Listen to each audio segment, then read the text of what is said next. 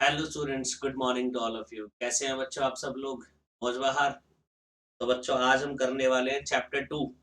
हमारा current affairs में chapter 2 जो हमारा है वो है फाइनेंशियल अफेयर्स के रिगार्डिंग। लेसन 1 हमने कंप्लीट कर लिया था। नेशनल एंड इंटरनेशनल अवार्ड्स पढ़े, नेशनल एंड इंटरनेशनल बॉडीज पढ़ी, सिंबल्स पढ़े, बहुत कुछ पहले चैप्टर में था। तो अब चैप्टर 2 फाइनेंशियल अफेयर्स, नाम से समझ आ रहा है इस चैप्टर में किसके रिगार्डिंग बात करनी है। हाँ जी, फाइनेंशियल अफेयर्स के रिगार्डिंग बात करनी है। ज्यादा बड़ा चैप्टर नहीं है। जैसे फर्स्ट चैप्टर जो हमारा था करंट अफेयर्स में, वो सबसे बड़ा चैप्टर था। अब जो चैप्टर आएंगे वो छोटे छोटे चैप्टर्स आएंगे। चलो जी। तो करंट अफेयर्स के फाइनेंशियल अफेयर्स की बात करेंगे तो बैंकिंग सिस्टम आ जाएगा, आरबीआई बीच में आ जाएगा। तो देखिए, current developments in banking, brief about reserve Bank of India. अच्छा, पहले तो आरबीआई बताइए कौन है, रिजर्व बैंक ऑफ इंडिया कौन है, आरबीआई कौन है? आरबीआई बच्चा रेगुलेटर है। क्या है? Regulator. RBI is regulator. Regulator मतलब जो मार्केट को चलाता है। किस मार्केट को? बैंकिंग सिस्टम को। जो बैंकिंग सिस्टम है उसका रेगुलेटर आरबीआई है। जितने भी बैंक्स ऑपरेट कर रहे हैं आज के टाइम, सब ने आरबीआई से लाइसेंस ले रखा है। आपको पता होगा बेटा, एक तो बैंक्स होते हैं और बहुत सारे फाइनेंशियल इंस्टीट्यूशंस होते हैं। बहुत सारे क्या होते हैं? फाइनेंशियल इंस्टीट्यूशंस होते हैं। तो बैंक्स, फाइनेंशियल इंस्टीट्यूशंस, इनको क्या करना पड़ता है? कभी भी अगर फाइनेंशियल सेक्टर में डील करना है, मतलब इनको, हाँ जी, मार्केट में डील करना है, तो बेटा as bank, as financial institution, तो इन्हें आरबीआई से लाइसेंस लेना पड़ता है। तो आरबीआई कौन है? आरबीआई होलसेल रेगुलेटर है बेटा। किसका रेगुलेटर है? बैंकिंग सिस्टम का, फाइनेंशियल मार्केट का। So Reserve Bank of India was established on 1 April 1935। हाँ जी, अंडरलाइन करिएगा। आरबीआई एस्टैब्लिश कब हुआ था? अप्रैल 1 1935 को, in accordance with the provisions of RBI act 1934। सबसे इंपॉर्टेंट। अच्छा, आरबीआई के ऊपर गवर्निंग लॉ बना हुआ है, जिस लॉ को बोलते हैं आरबीआई एक्ट 1934। तो अगर आपसे क्वेश्चन में आ जाए, एग्जाम में क्वेश्चन आ जाए, कौन सा गवर्निंग लॉ आरबीआई के ऊपर लगता है, तो आरबीआई के ऊपर कौन सा गवर्निंग लॉ है? आरबीआई एक्ट 1934, जिसके अकॉर्डिंगली आरबीआई को कब स्टैब्लिश करा गया? 1 अप्रैल 1935 को स्टैब्लिश करा गया। आगे बात समझ, दोबारा सुनिए। आरबीआई कौन है? Reserve Bank of India. RBI कौन है? रेगुलेटर है। किसका? बैंकिंग सिस्टम का। आरबीआई जो है वो रेगुलेटर है बैंकिंग सिस्टम का। अच्छा, आरबीआई किस एक्ट में बना? RBI reserve Bank of India act 1934 में बना। आरबीआई किस एक्ट में बना? आरबीआई एक्ट 1934 में बना। और आरबीआई की एस्टैब्लिशमेंट डेट क्या है? 1 April 1935 establishment date. Central office of the reserve Bank of India, जो मेन ऑफिस है, सेंट्रल ऑफिस है, वॉज इनिशियली इन कैलकाटा। शुरुआत में इसका जो सेंट्रल ऑफिस था वो कहां था? कैलकाटा में। But was permanently move to Mumbai in 1937। तो शुरुआत में जो बेटा सेंट्रल ऑफिस बनाया गया था, देखो आरबीआई के ना अलग अलग जगह ऑफिस है। आपको आरबीआई का ऑफिस मुंबई, दिल्ली में भी मिलेगा। आपको आरबीआई का ऑफिस जयपुर में भी मिलेगा। आपको आरबीआई का ऑफिस अहमदाबाद में मिलेगा। हर सिटी में आपको, बड़ी सिटी में आपको आरबीआई का बहुत बड़ा ऑफिस मिलेगा। बट जो सेंट्रल ऑफिस, जिसको हेड ऑफिस कहते हैं, वो कहाँ था शुरुआत में? कैलकाटा में था। बट बाद में कहाँ मूव हो गया? 1937 में मुंबई में। और एट प्रेजेंट कहाँ है? मुंबई में। And central office is where the governor sits and where policies are formulated. और सेंट्रल ऑफिस कौन सा होता है? वो वाला प्लेस जहां पर गवर्नर बैठता है। और आरबीआई का गवर्नर कौन है बच्चों आज के टाइम में? हाँ जी, शशिकांत। मैंने आपको बताया था नाम, आरबीआई गवर्नर का नाम मैंने आपको बताया था। आरबीआई गवर्नर शक्तिकांता दास। शशिकांत शॉर्ट में बोल देते हैं शक्तिकांता दास, चश्मा लगाते हैं ये। हाँ जी, ये है शश शक्तिकांता दास, आरबीआई गवर्नर। अब ध्यान से सुनो। आरबीआई सेंट्रल ऑफिस, अगर मैं बात करूं आरबीआई सेंट्रल ऑफिस का है, तो बेटा आरबीआई सेंट्रल ऑफिस अब एट प्रेजेंट का है, विकीपीडिया में आपको मिल जाएगा। ये रहा एड्रेस दे रखा।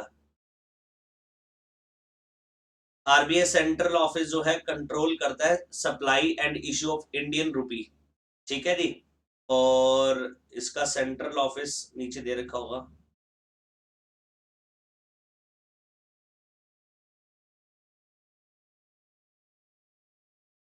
विकिपीडिया में दे नहीं रखा, बाकी चीजें पढ़ लीजिए आरबीआई के बारे में, आपको जो नॉलेज होनी चाहिए। आरबीआई सेंट्रल बैंक है, सबसे बड़ा बैंक है, सेंट्रल बैंक है, जो कंट्रोल करता है issue and supply of Indian rupee. जो इंडियन रुपी इशू होता है, सप्लाई होता है, उसको कंट्रोल कौन करता है? आरबीआई। और RBI is the regulator of banking in India. और आरबीआई का कौन है? रेगुलेटर है किसका? बैंकिंग सिस्टम का। RBI plays an important part in the development strategy of the government of India. Yes, और आरबीआई गवर्नमेंट की जो स्ट्रेटजीज होती है उसकी फॉर्मुलेशन में मेन रोल प्ले करता है। RBI regulates the commercial bank and non banking financial companies. RBI दो तरह की कंपनीज को रेगुलेट करता है, तो बैंकिंग कंपनी को, दूसरा नॉन बैंकिंग फाइनेंशियल कंपनीज, जो बैंकिंग तो नहीं है बट फाइनेंशियल एक्टिविटीज में होती है। आप देखते हो ना, होम क्रेडिट, बजाज, बजाज और कैपिटल फर्स्ट, ये कुछ क्या है? नॉन बैंकिंग फाइनेंशियल कंपनीज है, जो भी वो भी क्या करती है? लोन प्रोवाइड करती है, बट इसके ऊपर भी गवर्निंग अथॉरिटी कौन है? आरबीआई, ठीक है जी। और मॉनेटरी पॉलिसी कमेटी आरबीआई में 2016 में स्टैब्लिश करी गई थी, ठीक है जी, मॉनेटरी पॉलिसी। और इसका काम क्या होता है? और आरबीआई का ऑपरेशन कब से शुरू हुआ देख लीजिए, 1 अप्रैल 1935 में हुआ।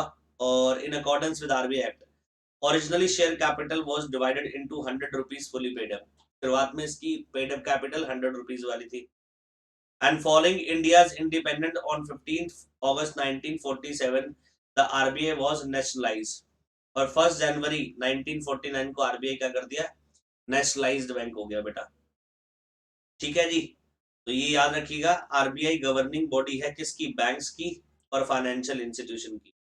ये देखिए करेंसी, ये देखिए 2000 stamp dedicated to 75th anniversary of Reserve Bank of India. ये स्टैम्प थी, स्टैम्प, ये स्टैम्प बनाई गई थी डेडिकेशन के, डेडिकेटेड करने के लिए। और ये तो आपको पता ही है, रुपी पुराने नोट थे ये, अब तो नई नई करेंसी आ गई, अब करेंसी क्या है? दूसरी नई वाली है। तो पूरा बता रखा है ये, कब कब कौन कौन था, कब कब कौन था। अभी 8% कौन है? 8% जो बेटा आरबीआई में हेड है वो कौन है? 8% जो आरबीआई हेड है वो कौन है? शक्तिकांता दास। और 26 फरवरी को, इससे पहले बता देता हूँ कौन थे, उर्जित पटेल। उर्जित पटेल इससे पहले क्या थे? आरबीआई गवर्नर थे। उससे पहले रघुराम राजन आरबीआई गवर्नर थे। तो अगर एक वैसे एग्जाम में क्वेश्चन आएगा नहीं, अभी करंट जो चल रहे हैं आरबीआई गवर्नर वो कौन है? शक्तिकांता दास। और इससे पहले उर्जित पटेल थे, और उससे पहले रघुराम राजन थे। रघुराम राजन वर्ल्ड बैंक के भी गवर्नर रह चुके हैं। और अभी ये शायद यूके जो यूनाइटेड किंगडम, यूके जो जो उनका सेंट्रल बैंक है उसके गवर्नर का रोल प्ले कर रहे हैं। तो आरबीआई शुरुआत में इनिशियली कहाँ था?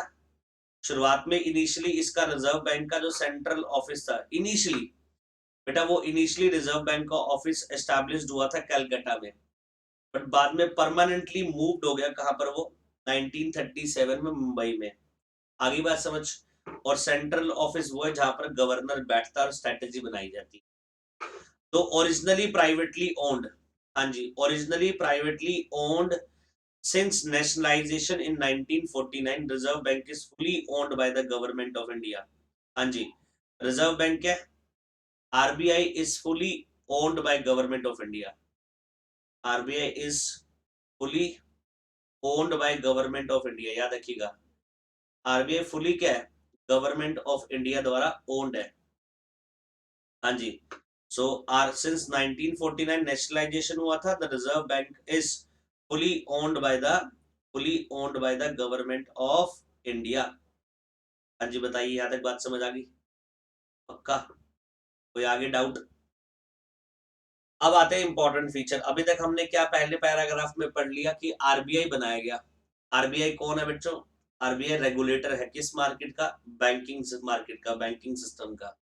और आरबीआई जो बनाया गया किस एक्ट के अकॉर्डिंगली बनाया गया? RBI act 1934।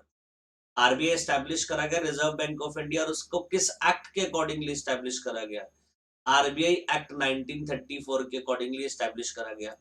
और आरबीआई जो एक्ट है, ठीक है जी, वो एक्ट आया और आरबीआई की स्टैब्लिशमेंट डेट क्या रखी गई, 1 अप्रैल 1935 एस्टैब्लिशमेंट, मतलब जिस दिन आरबीआई स्टैब्लिश्ड हुआ था। इनिशियली इसका जो सेंट्रल ऑफिस था वो कलकत्ता में था, बाद में मूव्ड कर दिया परमानेंटली इसको मुंबई में, राज भी कहा है मुंबई में। और अब जो जो सेंट्रल ऑफिस है वहां पर कौन बैठता है, गवर्नर बैठते हैं। अभी जो करंट में हमारे गवर्नर चल रहे हैं वो शक्तिकांता दास है, इससे पहले उर्जित पटेल थे, उससे पहले रघुराम राजन थे। अब आते हैं some of the main functions of the RBI are as under. अब हमें क्या पढ़ने हैं, मेन फंक्शंस पढ़ने हैं आरबीआई के, मेन फंक्शंस। तो देखो बच्चों, main functions of the RBI, पहला मॉनेटरी पॉलिसी। जो भी बेटा मॉनेटरी पॉलिसी होती है वो कौन बनाता है, आरबीआई। हाँ जी, रेपो रेट कितनी होनी चाहिए, रिजर्व रेपो रेट कितनी होनी चाहिए, मॉनेटरी पॉलिसी तैयार करने का काम। हाँ जी, वो सारा काम किसका होता है, मॉनेटरी मतलब मनी वाइज जो पॉलिसी बनाई जाती है वो कौन बनाता है, आरबीआई। इसके अलावा आरबीआई खुद कौन है, रेगुलेटर है बच्चों, एज वेल एज सुपरवाइजर है किसका, फाइनेंशियल सिस्टम का। जिस फाइनेंशियल सिस्टम में बैंक ऑपरेट करते हैं, जिस फाइनेंशियल सिस्टम में फाइनेंशियल इंस्टीट्यूशन ऑपरेट करते हैं, इसका रेगुलेटर कौन है, आरबीआई। इसको रेगुलेट करता है और सुपरवाइज करता है आरबीआई। थर्ड, हाँ जी, मैनेजर ऑफ फॉरेन एक्सचेंज। आपको पता होगा इंडिया फॉरेन करेंसी रिजर्व रखता है अपने पास। इंडिया नहीं, हर करेंसी रखती है फॉरेन रिजर्व। ऐसा क्यों होता है, क्योंकि बच्चों हम बहुत सारी चीजें इंपोर्ट करते हैं। हम क्रूड ऑयल, कच्चा तेल डेली बेस पर इंपोर्ट करते हैं, तो उसकी पेमेंट किस में जाती है, यूएस डॉलर में जाती है। तो इसलिए हमें सरकार, हमारी सरकार चाहती है डॉलर ज्यादा से ज्यादा बढ़े। इसलिए टूरिज्म को बढ़ावा दिया जाता है ताकि अंग्रेज लोग इंडिया में आए, हमारा ताजमहल देखें, हमारे जितने भी हेरिटेज प्रॉपर्टीज है उसमें जाए, खुश हो जाए और डॉलर खर्चे। क्योंकि जितना ज्यादा डॉलर इंडिया के पास आएगा, फॉरेन रिजर्व बढ़ेगा, उतनी इंडिया पावरफुल होता रहेगा। क्यों, क्योंकि इंडिया को इंपोर्ट करते समय पेमेंट चाहिए होंगी। तो फॉरेन रिजर्व को मैनेज कौन करता है, फॉरेन रिजर्व को मैनेज भी कौन करता है, आरबीआई। अच्छा, इसके अलावा करेंसी इशू करना, ऑफ कोर्स 100 रुपए का नोट, 50 का नोट, 500 का नोट, 2000 का नोट इशू कौन करता है, करेंसी। मेरे घर में तो नहीं छपती, ना आपके घर में छपती करेंसी, आरबीआई इशू करता है। हाँ जी, इसके अलावा आरबीआई क्या करता है, डेवलपमेंट रोल प्ले करता है, डेवलपमेंट का, कि बैंकिंग सिस्टम को कैसे रेगुलेट करा जाए। आपने सुना होगा अभी देश में हमारे एनपीए बहुत बढ़ गए हैं। एनपीए क्या होते हैं, नॉन परफॉर्मिंग एसेट्स। क्या होता है, जैसे बैंक्स वगैरह लोन बांटते हैं कंपनीज को, और कंपनीज क्या करती है, लोन लेती है और लोन रीपे नहीं कर पाती बाद में। ये एनपीए का बच्चों वहां, मतलब जब बैंक्स वगैरह लोन, जब कंपनीज लोन ले लेती है, बड़ी बड़ी कंपनीज, आप देखते हो विजय माल्या की जो कंपनी थी किंगफिशर, उसने लोन ले लिया। नीरव मोदी आपने सुना होगा, मेहुल चौकसी, ऐसे आपने नाम सुने होंगे राहुल गांधी के मुंह से। तो ये लोन तो ले लिया, इन्होंने रीपे नहीं करा, तो बैंक का ये एनपीए जो है वो बढ़ रहा है धीरे धीरे। और ये देश के लिए खतरा है बेटा, एनपीए बढ़ना। क्यों, बैंकिंग सिस्टम वीक हो रहा है ना, आप देखो गौर करो। मतलब फाइनेंशियल सिस्टम वीक है कि बैंक्स, जो हमारा पैसा है पब्लिक का, हम बैंक्स में डिपॉजिट करते हैं। आपने गौर करा होगा आजकल बैंक्स इंसॉल्वेंट हो जाते हैं। हाँ जी, और फिर जो डिपॉजिटर्स जिनका पैसा होता है वो रिकवर नहीं हो पाता। हमारा सिर्फ, मैं आपको बताता हूँ, अगर कोई बैंक्स क्या हो जाते हैं, आपने न्यूज सुनी होगी पीछे, महाराष्ट्र कोऑपरेटिव बैंक एक इंसॉल्वेंट हो गया था। तो सिर्फ 1 लाख तक का अमाउंट इंश्योर्ड होता है कि हमारे अकाउंट में जितना भी पैसा पड़ा, चाहे करोड़ों रुपए पड़ा हो, बस 1 लाख तक हमें मिलेगा। अगर कुछ बैंक इंसॉल्वेंट हो जाता है तो बैंक दिवालिया हो जाता है, अब उसको शायद बढ़ाकर 5 लाख तक करा है शायद ये लिमिट। बस इतना ही इंश्योर्ड, अगर आपके करोड़ों रुपए भी आपके अकाउंट में पड़े हैं, बैंक अगर दिवालिया हो गया तो आपको सिर्फ कितना मिलेगा, 5 लाख। तो अल्टीमेटली अगर बैंक का एनपीए अगर बढ़ता रहेगा, अभी येस बैंक की हालत पीछे बहुत खराब हो गई थी। तो आपने सुना होगा येस बैंक में पैसा इन्वेस्ट किया था एसबीआई बैंक में, गवर्नमेंट ने येस बैंक को बचा दिया तो येस बैंक भी डूब जाता। तो इतने जो करोड़ों रुपए का इन्वेस्टमेंट येस बैंक में इन्वेस्टर का रखा, वो अल्टीमेटली उसका इन्वेस्टर का नुकसान होता है। भाई मेरा किसी अकाउंट में 50 लाख पड़ा है और मुझे बैंक दिवालिया होने के बाद कुछ ना मिले, तो मेरी तो जीवन भर की कमाई खत्म हो गई। तो इसलिए देश में ना एनपीए बड़ा बढ़ रहा है, और एनपीए को रोकना जरूरी है कि ऐसी पॉलिसी बनाई जाए ताकि एनपीए क्या हो, कम हो। अभी जो नॉन परफॉर्मिंग एसेट, मतलब जो बैड डेट हो गई है, जो रिकवर नहीं हो रहे, वो बढ़ रहे हैं बैंक्स के। इसके अलावा आरबीआई रेगुलेटर है, सुपरवाइज करता है पेमेंट एंड सेटलमेंट सिस्टम। हाँ जी, ये मतलब एक बात बताइए, मेरा जो अकाउंट है वो पीएनबी में है, आपका अकाउंट एचडीएफसी में है, ठीक है जी। और मेरा अकाउंट क्या है, पीएनबी में, आपका अकाउंट एचडीएफसी में है। मैं हूँ मिस्टर ए आशीष अरोड़ा, आप हो मिस्टर बी। मैंने आपको चेक दिया, ठीक है जी। आपको मैंने चेक दिया पीएनबी बैंक का, आप उस पर अपना नाम भरोगे? अरे बोलो भाई, मैं उस पर नाम भरोगे? मैंने अकाउंट पे ही चेक दिया आपको पीएनबी का। आप क्या करोगे, अकाउंट में अपनी डिटेल, आप उस चेक में अपनी डिटेल भरोगे, अपना नाम भरोगे, पीछे डिटेल डालोगे और कहाँ डिपॉजिट कर दोगे? अपने बैंक में। तो पीएनबी बैंक से निकलकर पैसा कहाँ निकल गया, चला गया? एचडीएफसी बैंक में निकल गया, चला गया। यही हो रहा ना, पीएनबी बैंक से पैसा निकलकर कहाँ चला गया? पीएनबी बैंक में मेरा खाता था और आपका एचडीएफसी बैंक में, तो मेरे खाते से पैसे निकलकर एचडीएफसी बैंक के खाते में चले गए। इस बेटा पूरे सेटलमेंट सिस्टम को, पेमेंट सिस्टम को कौन सुपरवाइज करता है, कौन मैनेज करता है? आरबीआई। डेली शाम को देखा जाता है कि एक बैंक से पैसा कितना दूसरे बैंक में ट्रांसफर हुआ, क्योंकि बैंक ट्रांजेक्शन ही तो है भाई। किसी का कोटक में बैंक है, अकाउंट है, किसी का एचडीएफसी में, किसी का एसबीआई में, किसी का पीएनबी में। तो भाई ज्यादा से ज्यादा क्या होगा, कुछ चेक क्या हुआ पीएनबी से और आपकी कोटक में गए, और कुछ कोटक से एचडीएफसी में गए, यही तो होता है। तो डेली बेस पर सेटलमेंट कौन करवाता है? आरबीआई करवाता है। और इसके अलावा जो रिलेटेड फंक्शंस होते हैं वो भी कौन करता है? आरबीआई। तो बेटा ये सब जो आपने फंक्शंस पढ़े ना, अपने मेन फंक्शंस ऑफ आरबीआई, अब इनको मेन डिक्टेट करा गया नीचे। हाँ जी, कितने फंक्शन है? 7 फंक्शन टोटल बेटा, इन सबको वन बाय वन एक्सप्लेन करा गया। सबसे पहला कौन सा फंक्शन आरबीआई का? Monetary authority. आरबीआई क्या है बेटा? Monetary authority. हाँ जी, और मॉनेटरी फंक्शन का रोल प्ले करता है आरबीआई। देखो ऊपर आपने पढ़ा था, आरबीआई क्या है? मॉनेटरी अथॉरिटी है, मॉनिटरिंग अथॉरिटी है। तो आरबीआई क्या करती है? फॉर्मुलेट करती है, अंडरलाइन करेगा। मॉनिटरिंग अथॉरिटी जो भी क्या होता है, मॉनिटरिंग का मतलब जो भी पैसे की टर्म्स में जो पॉलिसीज होती है उन सबको कौन बनाता है? आरबीआई। आरबीआई फॉर्मुलेट करता है, इंप्लीमेंट करता है एंड मॉनिटर करता है मॉनिटरी पॉलिसी। सरकार की जो मॉनिटरी पॉलिसी होती है उसको बनाता भी कौन है? आरबीआई। इंप्लीमेंट भी कौन करता है? आरबीआई। मॉनिटर भी कौन करता है? आरबीआई। और ऑब्जेक्टिव क्या है? Maintaining price stability while keeping in mind with the objective of growth. Price stability मतलब ग्रोथ बढ़े, प्राइस स्टेबिलिटी मतलब इन्फ्लेशन बरकरार उतनी ही रहे जितनी है, और ग्रोथ रेट कंट्री का बढ़ता रहे। मतलब आप देखते हो ना बेटा, हर महंगाई दर बढ़ जाती है हर साल। भाई हम क्या करते हैं, मान लीजिए मेरी सैलरी 50,000 है आज, आप देखो हमारे इंडिया में जो ट्रेंड चलता है, मेरी सैलरी है 50,000, ठीक है जी। मेरी सैलरी है 50,000 और मैंने बैंक में जमा करवाया पैसा, 1 लाख रुपए जमा करवाया, एफडी दी मैंने, एफडी करवाई बैंक को। एफडी पे मुझे 7% की ब्याज मिलती है, तो 1 लाख रुपए पे मुझे 7,000 रुपए मिलेंगे इंटरेस्ट के तौर पे। बट उस एक साल में बेटा महंगाई दर 5% से बढ़ गई। मतलब चावल के रेट, दाल के रेट, मसालों के रेट, सब्जियों के रेट बढ़ गए, दूध के रेट बढ़ गए और 5% महंगाई दर बढ़ गई। तो मेरे को बैंक से रिटर्न कितना मिला? 7%, और महंगाई कितनी बढ़ गई? 5%।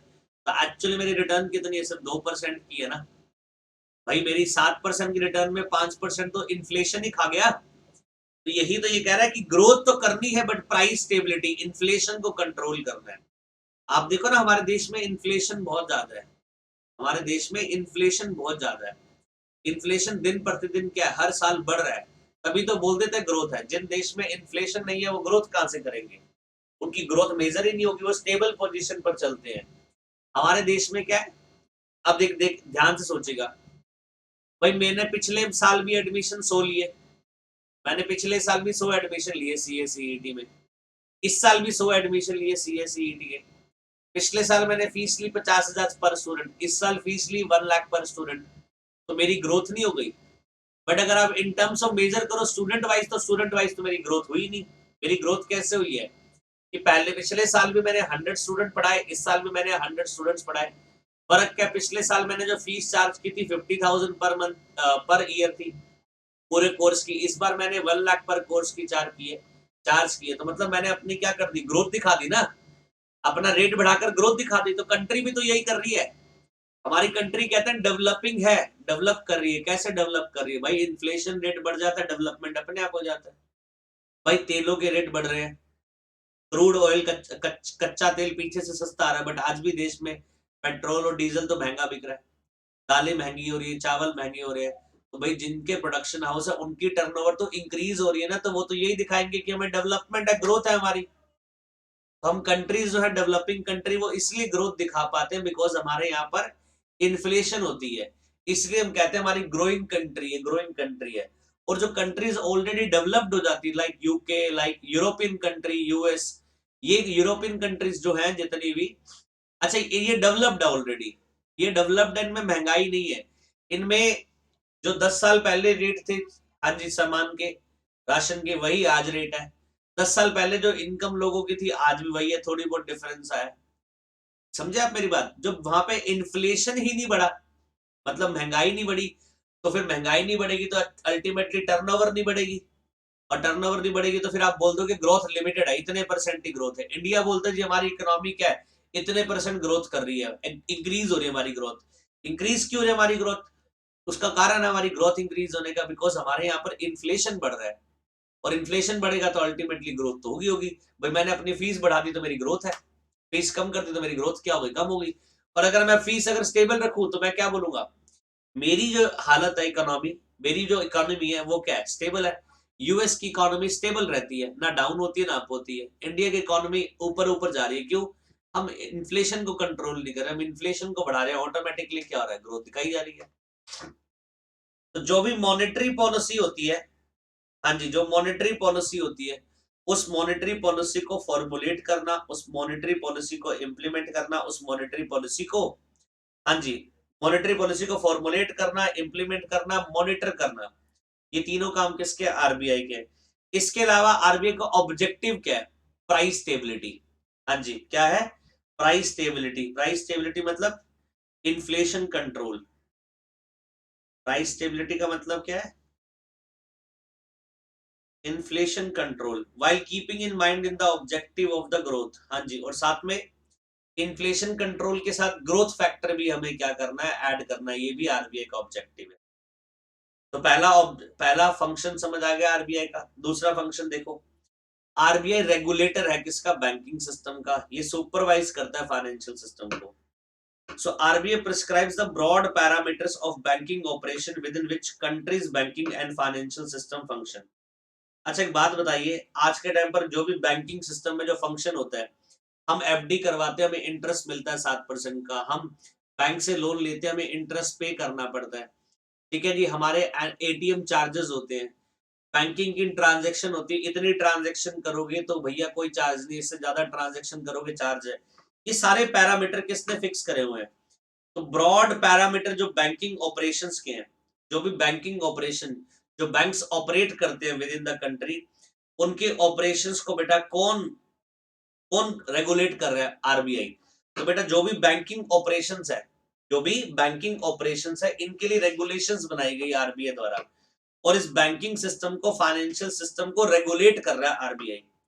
इसके अलावा ऑब्जेक्टिव क्या? Maintain public confidence. हाँ जी, आरबीआई का मेन एक आरबीआई का एक ऑब्जेक्टिव हो रहा है maintain public confidence in system, protect the depositor interest. किसको प्रोटेक्ट करना? डिपॉजिटर को, जिन्होंने पैसा इन्वेस्ट कर रखा है, लगा रखा है बैंक्स में। नहीं करते बेटा, मैंने अभी बताया, बैंक दिवाली हो जाए तो 1 लाख रुपए का पहले इंश्योर था, शायद अब उसको 5 लाख करा है बढ़ाकर।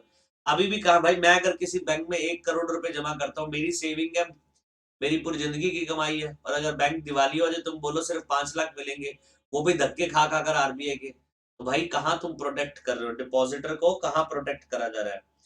And provide cost effective banking service to public. RBI का ऑब्जेक्टिव है कि बैंकिंग सर्विस क्या मिले, हाँ जी, लो कॉस्ट पर मिले। अब तो बेटा लो कॉस्ट पर मिल ही रही है, क्यों?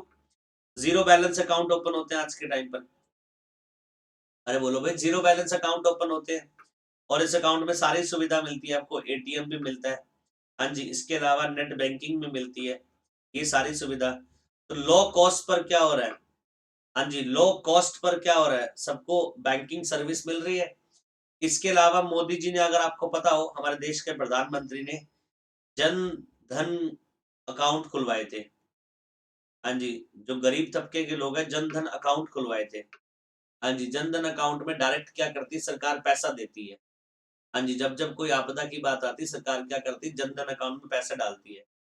अब ये डायरेक्ट क्या हो रहा है पैसा, पहले क्या होता था मीडिएटर को देना पड़ता था पैसा। मान लो किसानों तक पैसा पहुंचाना है, तो पहले सरकार ने 100 रुपए किसान को पहुंचाने के लिए मीडिएटर को दिए, बहुत सारी चेन बनी है मीडिएटर की। वो पहुंचते पहुंचते किसान के पास 2 रुपए पहुंचते थे 100 रुपए में से, सरकार ने कितने निकाले 100, पहुंचते पहुंचते इतने मीडिएटर बीच में है कि अल्टीमेटली किसान तक कितने पहुंचे 2।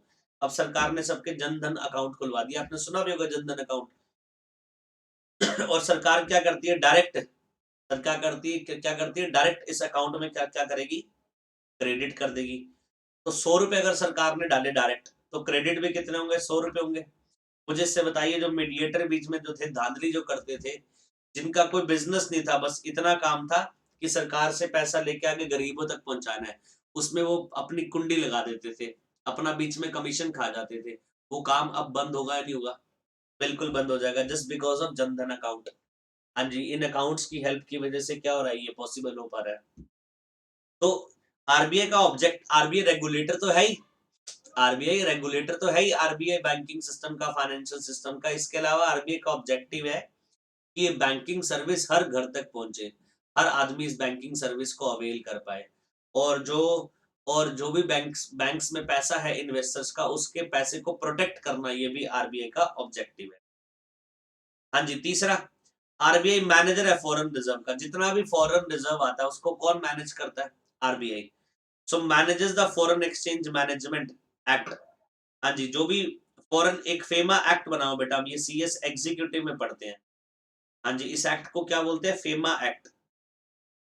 फॉरेन रिजर्व जो भी आता है ना, वो इस एक्ट में उसके रूल्स दिए गए, रेगुलेशन दिए गए फॉरेन एक्सचेंज मैनेजमेंट एक्ट पे। तो बेटा पूरा का पूरा फेमा एक्ट को कौन मैनेज करता है, आरबीआई मैनेज करता है। Objective to facilitate external trade, RBI का ऑब्जेक्टिव है, हाँ जी, एक्सटर्नल ट्रेड एंड पेमेंट्स को बढ़ावा दिया जाए and promote orderly development and maintenance of foreign exchange market in India. हाँ जी, आरबीआई का ऑब्जेक्टिव है कि फैसिलिटेट करा जाए एक्सटर्नल ट्रेड एंड पेमेंट्स, जितना चाहो एक्सपोर्ट करो, and promote orderly development and maintenance of foreign exchange market in India. हाँ जी, आप देखिए आज के टाइम पर इंडिया चाहता है ज्यादा से ज्यादा एक्सपोर्ट हो। क्यों? एक्सपोर्ट जितना ज्यादा होगा उतना बेनिफिशियरी है, बिकॉज जितना बाहर एक्सपोर्ट करेगी इंडिया, बेटा वहां से फिर फॉरेन रिजर्व्स आएंगे, और फॉरेन रिजर्व आएंगे तो किसका रिजर्व बढ़ेगा, किसका किसका रिजर्व बढ़ेगा, आरबीआई का।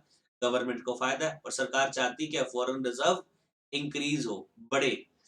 तो एक ऑब्जेक्टिव ये भी है आरबीआई का कि वो फैसिलिटेट करता है।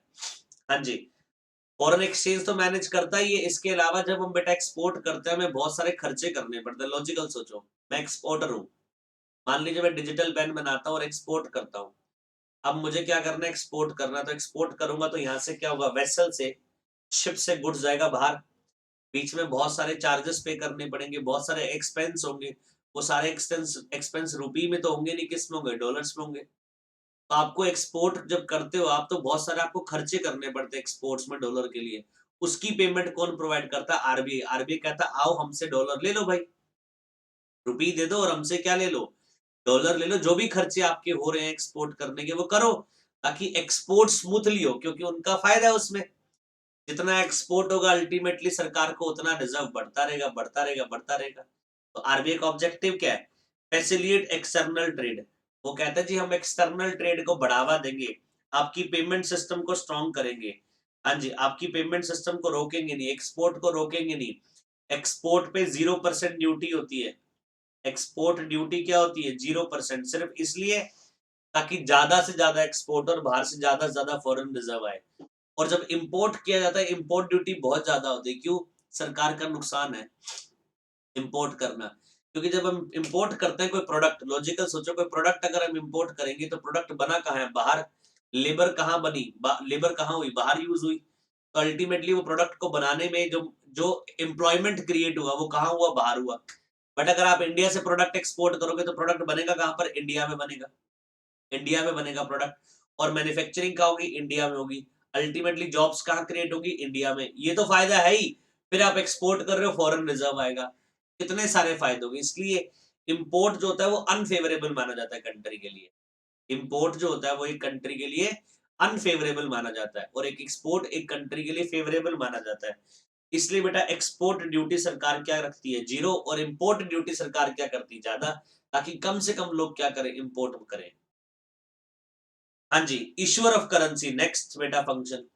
आज के टाइम पर इंडिया में जो करेंसी इश्यू होती है, चाहे वो कॉइन हो, चाहे 10 रुपए का, चाहे वो 50 का नोट हो, चाहे 100 का नोट हो, चाहे 500 का हो, 2000 का, वो करेंसी कौन इशू करता है? हाँ जी, RBI. RBI issues and exchanges और destroy the currency and coins not fit for circulation. Yes, आप देखो, आरबीआई क्या करता है? इशू करता है, एक्सचेंज करता है, डिस्ट्रॉय करता है currency not fit for circulation. जो फट जाते हैं पुराने नोट, हाँ जी, फटे हुए नोट जो होते हैं, आपने देखा होगा फटे हुए नोट सबमिट हो जाते हैं, फटे हुए नोट आप जमा करवा सकते हो। पता ना आपको, फटे हुए नोट आप जमा करवा सकते हो, उसकी आपको एक वैल्यू मिल जाती है।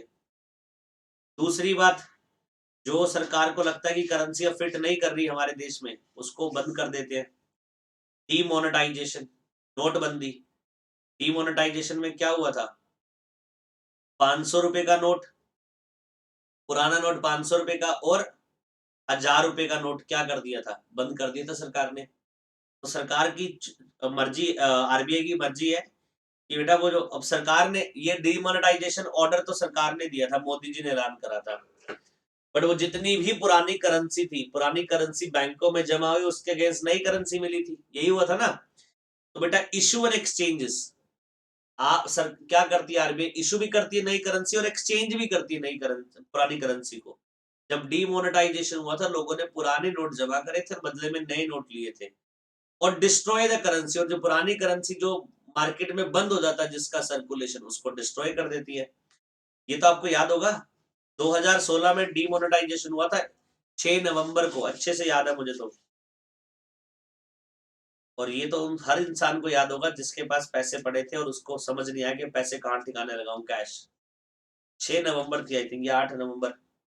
ओहो, ऐसे ना करा करो।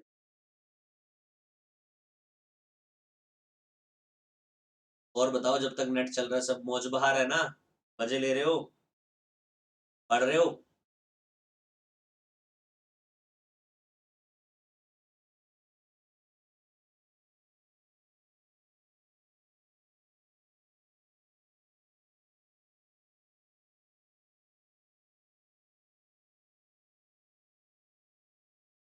नो इंटरनेट, नहीं आ रहा बच्चों इंटरनेट। डीमोनेटाइजेशन आई थिंक ये 6 नवंबर के अराउंड ही हुआ था, जहां तक मुझे। तो वो डीमोनेटाइजेशन क्या है? आरबीआई का काम है। तो करेंसी को इशू करना, छाप छाप कर नई करेंसी मार्केट में लाना, और पुरानी करेंसी को एक्सचेंज करना, पुरानी करेंसी को डिस्ट्रॉय करना, ये भी किसका फंक्शन है? आरबीआई का। अच्छा, इसके अलावा ऑब्जेक्टिव क्या है? To give the public adequate quantity of supplies of currency notes and coins and in good quality. अच्छा, एक बात बताइए, हमारे पास, पब्लिक के पास, हाँ जी, सप्लाई हो पूरी करेंसी नोट्स की एंड कॉइन्स की, और गुड क्वालिटी में, किसकी जिम्मेवारी है? आरबीआई की जिम्मेवारी है। आप देखते हो ना, कभी भी आरबीआई नोट छापता तो नए नोट ही छापता है ना, वो बात अलग है, हम थूक लगाकर, सब्जी लगाकर बाद में गंदा कर देते हैं। तो आरबीआई जो इशू करता है हमें, हाँ जी, आरबीआई जो इशू करता है हमें करेंसी नोट, कॉइन्स का तो कुछ नहीं होता, उनका तो कुछ दिक्कत नहीं है। बट आरबीआई जो इशू करेंसी इशू करता है, वो तो गुड कंडीशन में, गुड क्वालिटी की होती है। ये आरबीआई का ऑब्जेक्टिव है कि हर कोने तक करेंसी पहुंचे, और जिस जिस इंसान को क्या है, क्योंकि हम रोजमर्रा की चीजें खरीदने के लिए हमें क्या चाहिए? करेंसी चाहिए। तो सब लोगों के पास एडिक्वेट करेंसी हो। ऐसा नहीं होना चाहिए करेंसी नहीं है मार्केट में, पता लग रहा है, करेंसी प्रॉपर होनी चाहिए, चाहे वो नोट फॉर्म में हो, चाहे वो कॉइन फॉर्म में हो। और दूसरा बेटा, वो जो करेंसी है वो गुड क्वालिटी की हो, मतलब अच्छे नोट हो। अब तो इंडिया का, पहले जो नोट था वो काफी ज्यादा, आपको पता का, डुप्लीकेट नोट बन जाते हैं, डुप्लीकेट करेंसी रेडी हो जाती है। अब तो इंडिया जो नोट बनाती है, उसका इटली से पेपर आता है। हाँ जी, बहुत महंगा पेपर होता है। तभी तो सरकार कहती है भैया डिजिटल हो जाओ, क्योंकि सरकार को नोट छापने की भी क्या होता है, पैसा लगता है सरकार का, आरबीआई का। जो पेपर आता है ना सरकार का, जो सरकार जिससे करेंसी छापती है, वो पेपर बाहर की कंट्री से, इटली से मंगवाया जाता है, तो भैया पेमेंट लगती है उसकी। सरकार कहती है ऑनलाइन हो जाओ, आप ऑनलाइन पेमेंट ट्रांसफर करो, पेमेंट ऑनलाइन लो, ठीक है जी, पेटीएम यूज करो, अकाउंट से यूज करो, सब कुछ ऑनलाइन करो। तो कह रहा है कैशलेस हो जाओ ना, कैशलेस हो जाओगे तो जो सरकार का जो खर्चा आ रहा है करेंसी को प्रिंट करने का, वो खर्चा बच जाएगा। तभी तो बेटा मोदी जी चाहते हैं कि हमारा देश क्या हो जाए, कैशलेस हो जाए। और कैशलेस होने से क्या होगा, लोग छुपा नहीं पाएंगे अपनी इनकम को। अच्छा, अगर मुझे सारे बच्चे अगर ऑनलाइन पैसे ट्रांसफर करें तो बताओ मैं क्या इनकम को हाइड कर सकता हूँ? भाई अगर सारे बच्चे मुझे ऑनलाइन पैसे ट्रांसफर कर रहे हैं तो मेरी एक बैंक स्टेटमेंट से सब पता लग जाएगा मेरी इनकम कितनी है। बट कुछ बच्चे मुझे कैश देते हैं, कुछ बच्चे बैंक अकाउंट में देते हैं। अब जो कैश देते हैं चाहे मैं वो शो ना करूं डिपार्टमेंट को इनकम टैक्स पे करते समय, कैश आया, कैश तो कब आया, आया था कैश, मुझे तो नहीं पता। तो लोग बाग कैश में डीलिंग इसलिए करते हैं ताकि वो क्या कर सके, उसको छुपा सके और उस पर टैक्स पे ना करे। और ऑनलाइन क्यों कम करते हैं, क्योंकि ऑनलाइन ट्रांजेक्शन रिकॉर्ड हो जाती है बैंकिंग सिस्टम में। और जितना आप ऑनलाइन काम करोगे उतना तो आपको क्या करना पड़ेगा, डिपार्टमेंट को दिखाना ही पड़ेगा। भाई आप जितना ऑनलाइन रिसीविंग कर रहे हो आप, तो उतना तो डिपार्टमेंट को आपको शो करना ही पड़ेगा, उससे कम तो कर ही नहीं सकते, बिकॉज वो तो उनके ऑन रिकॉर्ड है। पर जो कैश डीलिंग होती है, कैश डीलिंग को तो छुपा सकते हो ना। तो इसलिए लोग चाहते हैं कैश डीलिंग करना ज्यादा से ज्यादा, और सरकार चाहती है कम से कम क्या हो, कैश डीलिंग हो, बिकॉज लोग टैक्स चोरी करते हैं बेटा। और जिस दिन क्या हो जाएगा, इंडिया कैशलेस हो जाएगा और सारी की सारी चीजें किस में हो जाएंगी, डिजिटल मोड में हो जाएंगी। हाँ जी, सब कुछ क्या होगा, कार्ड सिस्टम इंडिया में हो जाएगा। उसके बाद बेटा फिर लोग अपनी इनकम को छुपा नहीं पाएंगे। लोग अभी इसलिए अपनी इनकम को छुपा लेते हैं बिकॉज उनके पास जो इनकम आती है वो कैश फॉर्म में आती है, हार्ड करेंसी फॉर्म में आती है। डेवलपमेंटल रोल, इसके अलावा आरबीआई का जो अगेन नेक्स्ट फंक्शन है वो कौन सा है, डेवलपमेंट रोल्स। बिल्कुल नाम से समझ आ रहा है, performs a wide range of promotional functions to support national objective. जो सरकार का ऑब्जेक्टिव होता है बच्चों, सरकार का जो ऑब्जेक्टिव होता है उसको पूरा करने का काम भी क्या करती है, आरबीआई करती है। जैसे सरकार को जब पैसा रेज कर रहा था, मैं आपको बताता हूँ एग्जांपल के तौर पर, सरकार को पैसा रेज करना होता तो सरकार अपने ट्रेजरी बिल इशू करती है, अगर आपने सुना हो ऐसा कुछ। मान लो सरकार जो गवर्नमेंट ऑफ इंडिया उसके पास पैसे की कमी है, तो सरकार क्या करती है, ट्रेजरी बिल इशू करती है।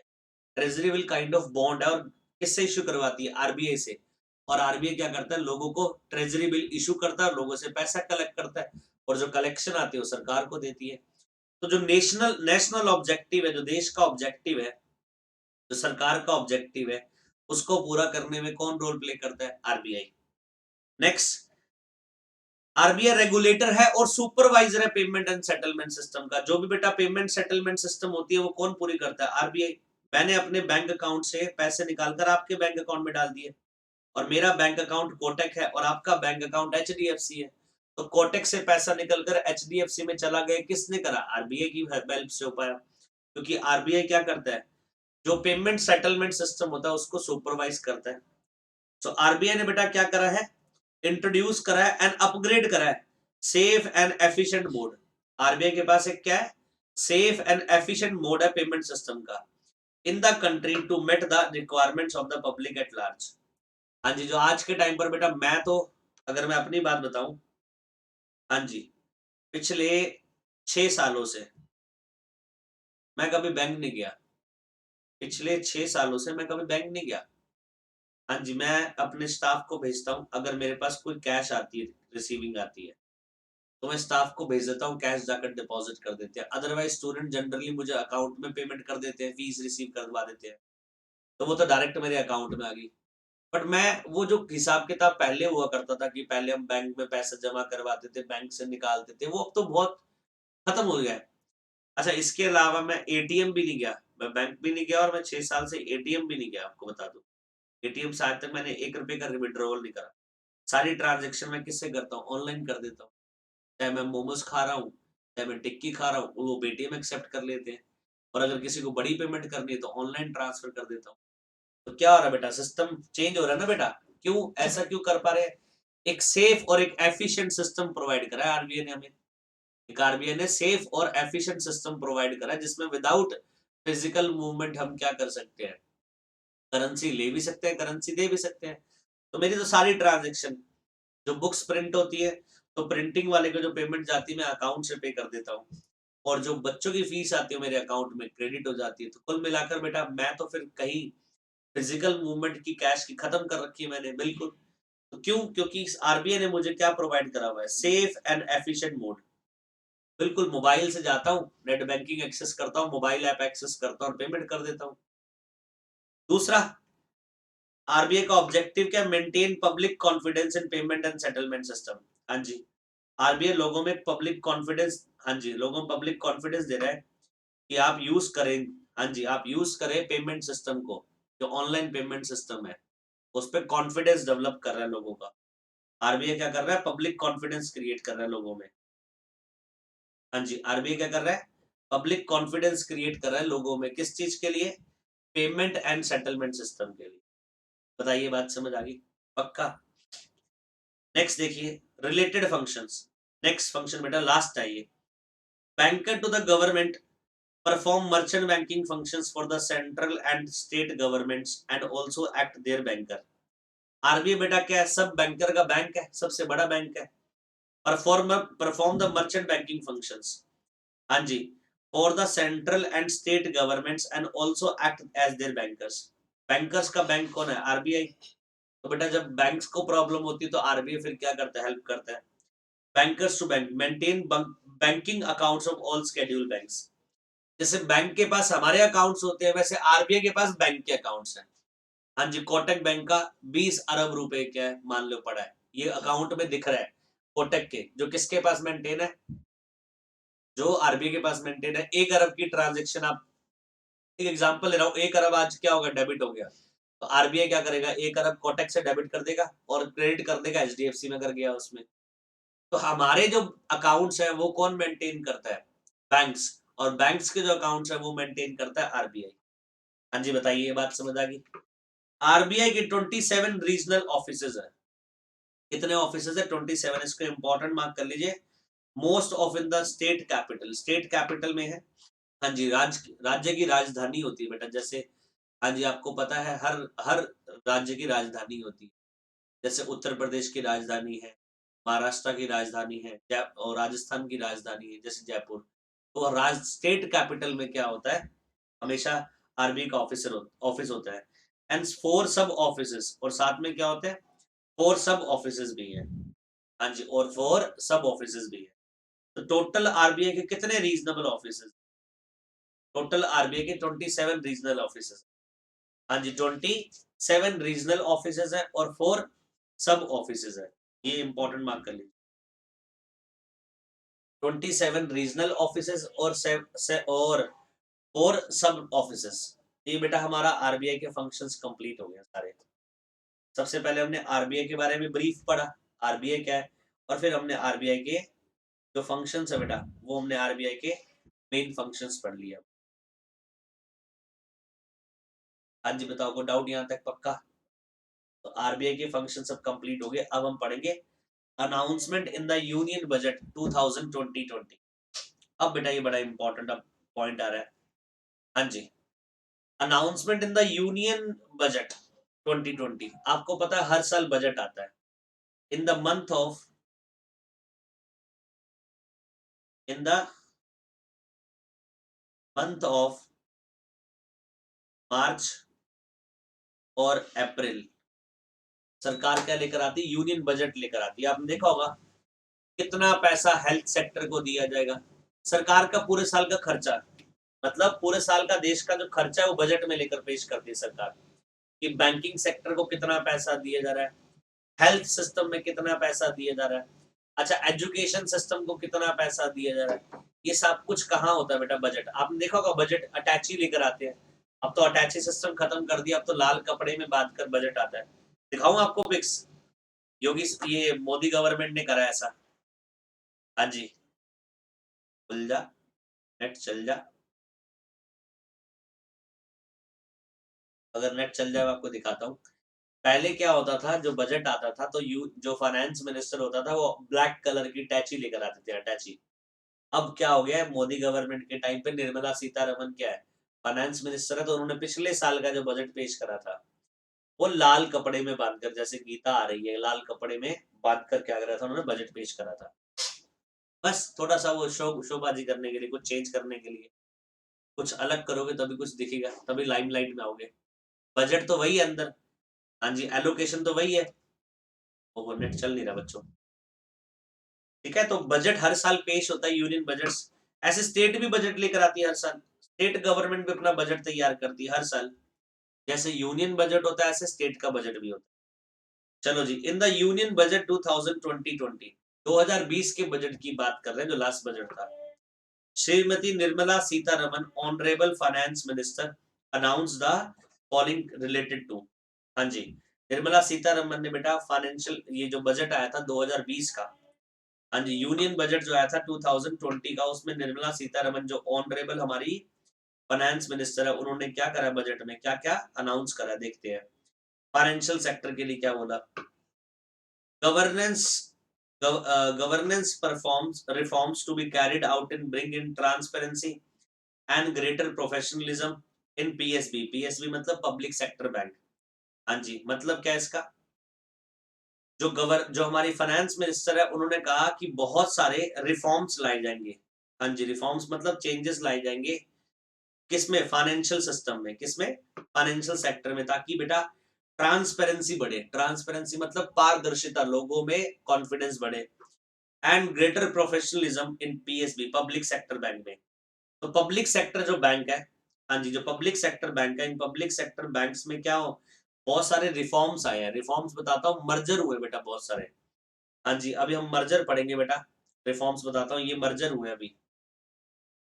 हाँ, oriental bank of commerce, united bank of commerce को मर्ज कर दिया गया, और किसमें, पंजाब नेशनल बैंक में। सिंडिकेटेड बैंक को मर्ज कर दिया गया कैनरा बैंक में। आंध्रा बैंक कोऑपरेशन बैंक को यूनियन बैंक ऑफ इंडिया में मर्ज कर दिया गया। इलाहाबाद बैंक को इंडियन बैंक में मर्ज कर दिया गया। तो बहुत बड़ा क्या हो रहा है ये, हाँ जी, बहुत बड़े बड़े डिसीजन लिए गए थे इस 2020 के बजट में। सबसे पहला डिसीजन ये था, तो जो सबसे पहली अनाउंसमेंट ये थी कि जो पब्लिक सेक्टर बैंक है, पीएसबीज हैं, इन पीएसबी में ट्रांसपेरेंसी बढ़ाई जाएगी, पारदर्शिता बढ़ाई जाएगी, और प्रोफेशनलिज्म, ग्रेटर प्रोफेशनलिज्म लाया जाएगा। For PSBs to be encouraged to approach the capital market to raise the additional capital.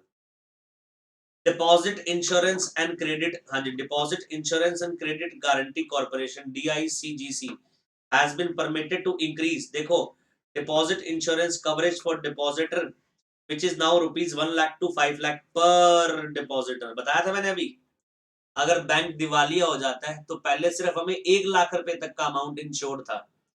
इस बेटा इंश्योरेंस होता है, इस इंश्योरेंस को बोलते हैं deposit insurance and credit guarantee corporation, DICGC. याद रख पाओगे बच्चों। पहली बात तो एक फुल फॉर्म पूछी जा सकती है एग्जाम में, डीआईजीसी की, डीआईसीजीसी की। डीआईसीजीसी की फुल फॉर्म क्या है, हाँ जी, deposit insurance and credit guarantee corporation. जो बेटा पहले 1 लाख तक का डिपॉजिटर, जो हमारे डिपॉजिटर का इंश्योरेंस होता है, भाई मेरा पंजाब नेशनल बैंक में अकाउंट है, मेरे वहां करोड़ों रुपए पड़े हैं, बस मेरा इंश्योरेंस जो रखा है वो पहले 1 लाख तक का था, उसको बढ़ाकर अब 5 लाख तक का कर दिया है। अगर बैंक दिवालिया होगा तो मुझे सिर्फ कितने रुपए मिलेंगे, 5 लाख तक मिलेंगे, इससे ज्यादा नहीं मिलेंगे। मैं इससे सेटिस्फाइड नहीं हूँ सरकार की नीति से, आरबीआई की। भाई पूरा करो, मेरी पूरी भाई जिंदगी भर की कमाई है, कल को तुम्हारा बैंक तुम्हारी नीतियों की वजह से खराब हो जाता है तो मेरा पैसा क्यों डूबे भाई।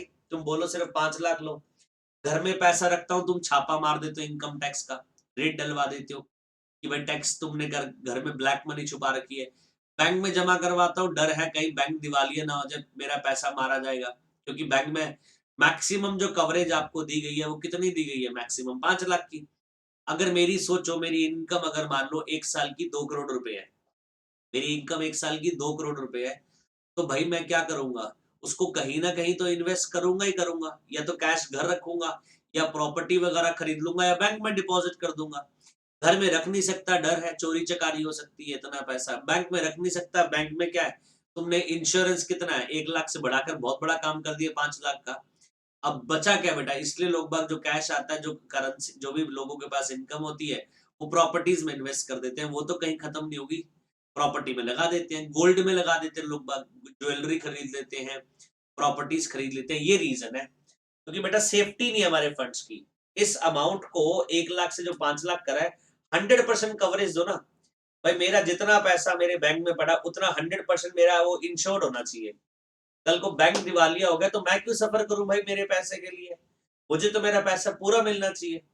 बट ये चीज मुझे अच्छी लगी। और बेटा पीछे महाराष्ट्र में कोऑपरेटिव बैंक था बेटा, Maharashtra and Punjab cooperative bank था, ऐसे ही Maharashtra and Punjab cooperative bank.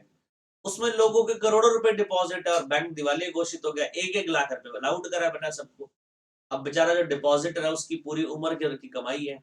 किसी ने शादी के लिए बच्चों के लिए पैसे जोड़ रखे थे, किसी ने बच्चों की एजुकेशन के लिए पैसे जोड़ रखे थे।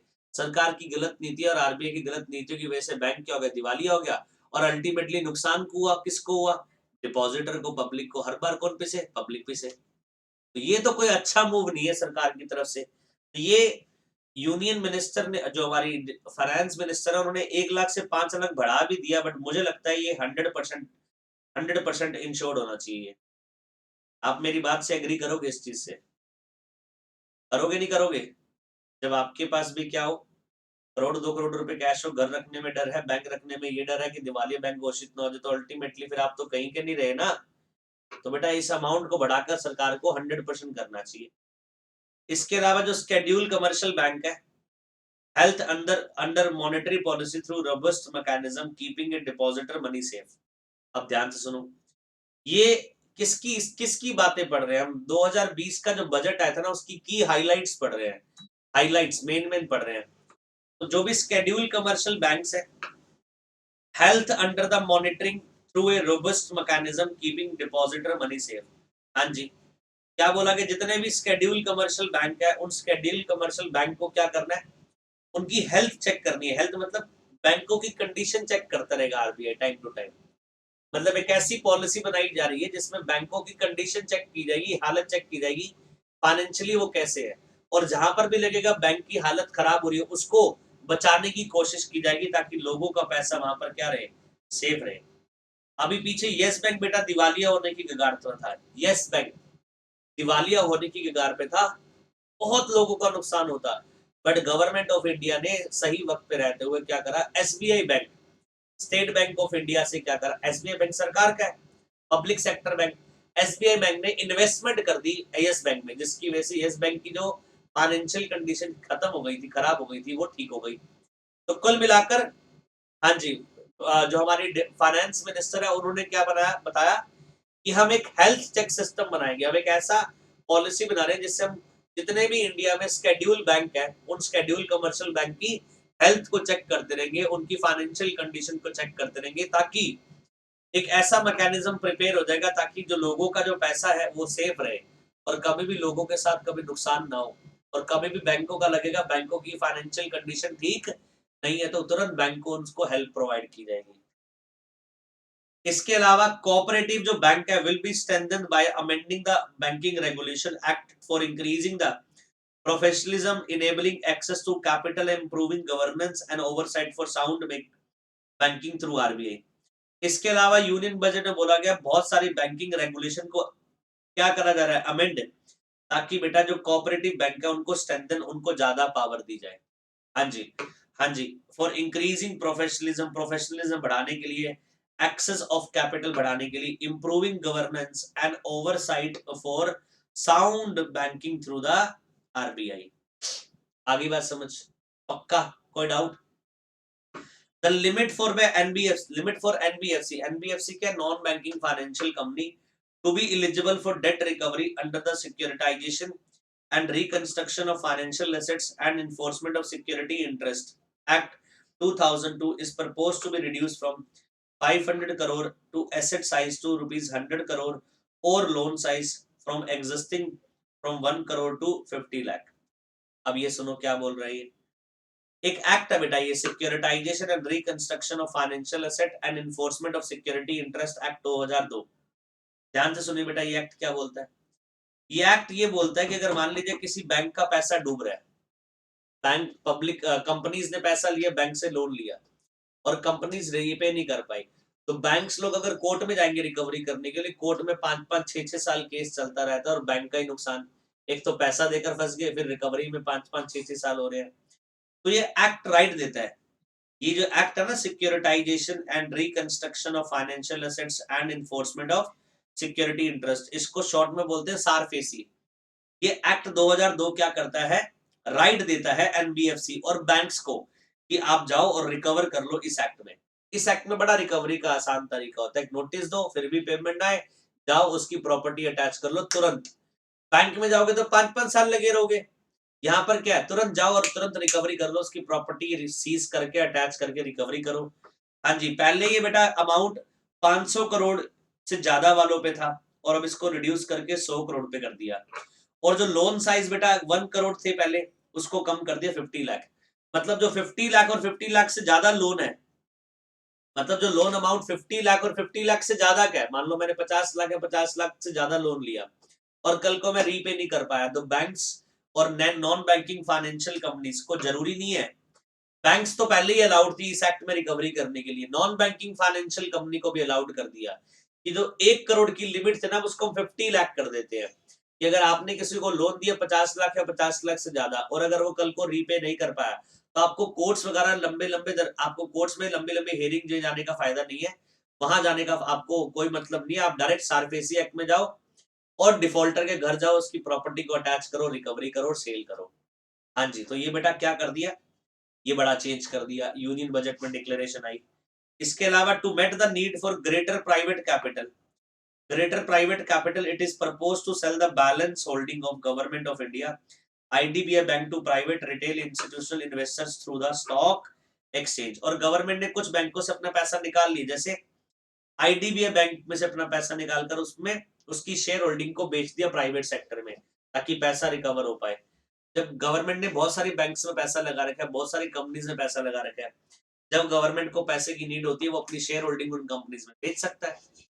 अब गवर्नमेंट का एलआईसी में पैसा लगा हुआ है, गवर्नमेंट अपनी एलआईसी से कुछ शेयर होल्डिंग बेच सकता है, प्राइवेट प्लेयर को बेच देगा, गवर्नमेंट के पास पैसा आ जाएगा। तो ये फाइनेंशियल सेक्टर में चेंजेस, ये फाइनेंशियल सेक्टर में यूनियन बजट क्या क्या था समझ आ गया। हाँ जी, फाइनेंशियल सेक्टर में इस साल का 2020 का यूनियन बजट क्या कहता है, ये बात समझ आ गई पक्का, कोई डाउट। ये बच्चों फाइनेंशियल सिस्टम बैंकिंग सिस्टम में यूनियन बजट की हाइलाइट्स हमने कंप्लीट कर ली है। यूनियन बजट 2020-2020 का जो बजट है उसकी हाइलाइट्स हमने फाइनेंशियल सेक्टर के लिए पढ़ ली है, बैंकिंग सेक्टर के लिए। अब आते हैं फाइनेंशियल मार्क। हाँ जी, depending bond market certain specified categories of government security to be opened fully for non resident investor also. हाँ जी, जो गवर्नमेंट सिक्योरिटी होती है ना, जो गवर्नमेंट सिक्योरिटी होती है वो रेजिडेंट के लिए ओपन थी, अब वो कुछ स्पेसिफाइड जो गवर्नमेंट सिक्योरिटी है वो ओपन कर देगी नॉन रेजिडेंट आल्सो और non resident also. Non resident मतलब मान लीजिए यूएसए रेजिडेंट है, हाँ जी, यूके रेजिडेंट है, चाइना रेजिडेंट है, रशिया रेजिडेंट है, तो जो नॉन रेजिडेंट है, तो पहले गवर्नमेंट सिक्योरिटी में सिर्फ इन्वेस्टमेंट किसको अलाउड था, रेजिडेंट को। अब कुछ स्पेसिफाइड गवर्नमेंट सिक्योरिटी के लिए इन्वेस्टमेंट रेजिडेंट और नॉन रेजिडेंट दोनों को दे दिया गया। ये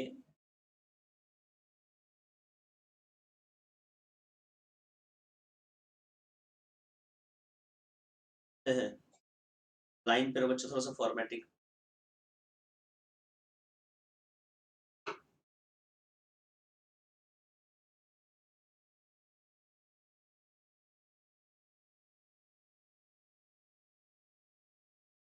फाइल रिस्पॉन्ड नहीं कर रही, हैंग हो गया है। अभी शुरू करते हैं। तो जो भी गवर्नमेंट सिक्योरिटी ओपन थी पहले सिर्फ किसके लिए, रेजिडेंट के लिए, वो नॉन रेजिडेंट के लिए भी ओपन कर देगी, ये बोला गया है।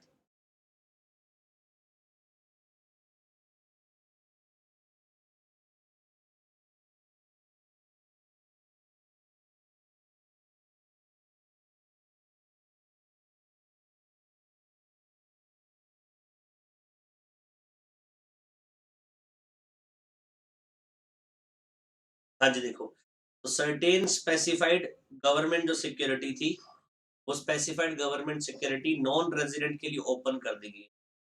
और एफपीआई लिमिट, एफपीआई क्या, फॉरेन पोर्टफोलियो इन्वेस्टर की जो लिमिट है कॉर्पोरेट बॉन्ड में इंक्रीज करके 15% से 59% से 15% कर दी है, 9% से 15% कर दी है। जो कॉर्पोरेट बॉन्ड्स कंपनी जो बॉन्ड इशू करती है उसमें एफपीआई मतलब फॉरेन पोर्टफोलियो इन्वेस्टर, जो फॉरेन इन्वेस्टर होते हैं ना बच्चों, वो कितना इन्वेस्ट कर सकते हैं, तो फॉरेन पोर्टफोलियो इन्वेस्टर जो इन्वेस्टमेंट कर सकते थे वो 9% था पहले बेटा आउटस्टैंडिंग स्टॉक का, उसको इंक्रीज करके कितना कर दिया, 15% कर दिया यूनियन बजट 2020 में। सो कॉर्पोरेट बॉन्ड मतलब कंपनी बॉन्ड। अच्छा, ऊपर किसकी बात हो रही थी? गवर्नमेंट सिक्योरिटी की। अब गवर्नमेंट सिक्योरिटी की बात नहीं हो रही, कॉर्पोरेट बॉन्ड, कंपनीज के बॉन्ड की बात हो रही है। कॉर्पोरेट मतलब जो कंपनी बॉन्ड इशू करती है उसकी बात हो रही है। तो कॉर्पोरेट बॉन्ड पहले बेटा अलाउड था एफपीए द्वारा इन्वेस्टमेंट 9% तक, उसको बढ़ाकर 15% कर दिया है। New legislation to be formulated for laying down in mechanism for netting of financial contracts. New contract, हाँ जी, न्यू लेजिस्लेशन, न्यू लॉ बनाया जा रहा है, फॉर्मुलेट करा जा रहा है for laying down a mechanism, जिसमें एक मैकेनिज्म बनाया जा रहा है for netting out the financial contracts. हाँ जी, फाइनेंशियल कॉन्ट्रैक्ट्स को मेट करने के लिए, फाइनेंशियल कॉन्ट्रैक्ट्स को मेट करने के लिए उसके मैकेनिज्म के लिए एक नया, हाँ जी, एक नया स्कीम फॉर्मुलेट करा जा रहा है। Scope of credit default swaps to extend. हाँ जी, ये बेटा scope of credit default swap to extend. तो ये न्यू लेजिस्लेशन की बात करी गई है कि जो डिफॉल्ट कर देते हैं क्रेडिटर्स पेमेंट में, तो कोई स्वैप स्कीम लाएंगे, मतलब वो अपने लोन के बदले में कुछ और भी दे सकते हैं, अपने काइंड्स दे सकते हैं। Debt based exchange traded fund, debt based exchange traded fund expanded by new debt ETF exchange traded fund primarily of government security। हाँ जी, पहले क्या था? Exchange traded fund, debt based fund, debt based एक fund था पहले, वो सिर्फ non government security का था। गवर्नमेंट सिक्योरिटी में बस, हाँ जी, debt based exchange traded fund, जिसको क्या बोलते हैं? Debt ETF. ईटीएफ मतलब एक्सचेंज ट्रेडेड फंड। तो डेट का एक्सचेंज ट्रेडेड फंड सिर्फ कंपनी की सिक्योरिटीज में अलाउड था। अब वो किसको अलाउड, किस में अलाउड कर दिया? वो exchange traded fund government security में भी अलाउड कर दिया। तो पहले एक्सचेंज ट्रेडेड फंड सिर्फ कहां अलाउड था? डेट नॉन गवर्नमेंट सिक्योरिटी में अलाउड था। अब वो कहां अलाउड हो गए? गवर्नमेंट सिक्योरिटी में। To give attractive access to retail investors, pension funds and long term investors. इसके अलावा, हाँ जी, in attractive access to retail investors, retail investor को क्या देना? मार्केट का एक्सेस देना। Pension fund scheme, long term investors को मार्केट का एक्सेस देना, ये भी कुछ क्या है? ये भी कुछ नए इनिशिएटिव लिए गए हैं। A partial credit bank guarantee scheme for the NBFC formulated post the Union Budget 1920 to address their liquidated constraints। हाँ जी, एक क्रेडिट गारंटीड स्कीम बनाई गई, किसके लिए? एनबीएफसी के लिए। जो उनके यहाँ पर क्या होती है? लिक्विडिटी कॉन्स्टेंट्स होते हैं, लिक्विडिटी प्रॉब्लम्स होती है, उसके लिए क्या बनाएगी एनबीएफसी के लिए? एक पार्शियल क्रेडिट गारंटीड स्कीम बनाई गई है, पार्शियल क्रेडिट गारंटी स्कीम बनाई गई है। तो कुल मिलाकर ये बेटा कुछ क्या थी? फाइनेंशियल सेक्टर की हाइलाइट्स थी यूनियन बजट 2020 में, 2020 के। और उसके बाद फाइनेंशियल मार्क्स। अब आ गया मेगा मर्जर। हाँ जी, मेगा बैंक मर्जर 20 में बजट में बेटा, ये भी ये मेगा बैंक मर्जर आ गया। ये तो आपका ये यूनियन बजट 2020 की हाइलाइट्स खत्म होगी। अब मेगा बैंक मर्जर सुनो ध्यान से, बहुत सारे बैंक्स का मर्जर कर दिया गया। हाँ जी, मेगा क्यों? सिर्फ 3 बेटा जो पीएसबी रह गया, सिर्फ 3 पब्लिक सेक्टर बैंक रह गए। आप देखो, पंजाब नेशनल, 4 सॉरी बेटा 4 है बेटा, ये Punjab national, Canara, union bank और इंडियन बैंक, ये 4 क्या है? मेन बैंक रह गए हैं। तो मतलब जो पब्लिक सेक्टर बैंक थे उनको कम कर दिया गया है। हाँ जी, बहुत सारे बैंक्स का मर्जर कर दिया गया है। 10 big public sector banks, 10 public sector bank को मर्ज कर दिया गया इनटू 4, सिर्फ 4 में। ओबीसी था पहले, खत्म हो गया है वो। तो ऐसे करके ना 10 बैंक्स थे बेटा पब्लिक सेक्टर बैंक, उनको मर्ज कर दिया गया है। And India will now have 12 public sector banks from 27 in 2017। पहले पब्लिक सेक्टर बैंक कितने थे? 27। अब कितने रह गए? सिर्फ 12 रह गए हैं। The merger of the banks was announced by the Union Finance Minister Nirmala Sitharaman on August 30, 2019। ये मर्जर, जो बैंक्स का मर्जर अनाउंस हुआ था, 10 बैंक का मर्जर 4 बैंक में, ये कब अनाउंस हुआ था? ये अनाउंस हुआ था 30 अगस्त 2019 को अनाउंस करा था। किसने? यूनियन मिनिस्टर ने, फाइनेंस मिनिस्टर ने। और bank which were merged together are Punjab national Bank. हाँ जी, जो बैंक जिसमें मर्ज हो रहे हैं वो देख पीएनबी बैंक है। हाँ जी, पीएनबी बैंक में क्या हो रहा है? Oriental bank of commerce, united bank of India, Indian bank, Allahabad bank, Canara bank, syndicated bank, union bank of India, Andhra bank, corporation bank, ये सब मर्ज हो रहे हैं। And government also unveiled governance reforms in public sector banks, providing their board greater autonomy. हाँ जी, and flexibility to sitting fees of independent director, long term of director and management committee of the boards. अब क्या करा जा रहा है? थोड़ी flexibility दी जा रही है इन पब्लिक सेक्टर बैंक को। पहले मर्जर कर दिया, हाँ जी, जो रायता फैला हुआ था, रायता जो फैला हुआ था उसको खत्म करा पहले तो। 10 पब्लिक सेक्टर बैंक का मर्जर कर दिए 4 में, और इंडिया के पास अब सिर्फ कितने रह गए? 12 पब्लिक सेक्टर बैंक रह गए, कितने से? 27 से। और ये मर्जर जो अनाउंस हुआ था, मर्जर ऑफ बैंक्स अनाउंस हुआ था, union finance minister Nirmala Sitharaman ने अनाउंस करा था 30 अगस्त 2019। और की हाइलाइट्स क्या बच्चों देखो इस मर्जर की, ये बहुत इंपॉर्टेंट है बच्चों मर्जर की हाइलाइट्स देख लीजिए, इसकी मेन इंपॉर्टेंट हाइलाइट्स।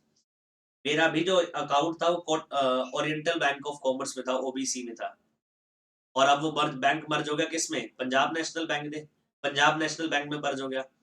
तो अब मुझे पंजाब नेशनल बैंक का एटीएम और चेकबुक मिलेगी, मैं लेने कलेक्ट करने अभी तक नहीं गया, बहुत टाइम हो गया मर्जर हुए। तो देखो जी की highlights, Punjab national bank, oriental bank of commerce, united bank of India to merge to form the country second largest lender.